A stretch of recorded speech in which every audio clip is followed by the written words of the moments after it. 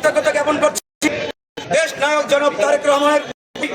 আমি ধন্যবাদ জানাই আন্দোলন প্রকৃত নেতৃত্ব, বারবার কারাবরণকারী নেতা, বাংলাদেশ জাতীয়তাবাদী যুবদল কেন্দ্রীয় কমিটির বিপ্লবী সভাপতি মুন্না। আমি ধন্যবাদ ও কৃতজ্ঞতা জানাই। আগামী দিনের আন্দোলন সংগ্রামে দেশ নায়ক জনাব তারেক রহমান যে কর্মসূচির ডাক দেবেন, আমরা সেই কর্মসূচি যথাযথ পালন করব এবং সংগঠনের মধ্যে ঐক্যবদ্ধ থেকে এবং সুশৃঙ্খল থেকে এবং সংগঠন ঠিকভাবে পরিচালিত করবো ইনশাআল্লাহ।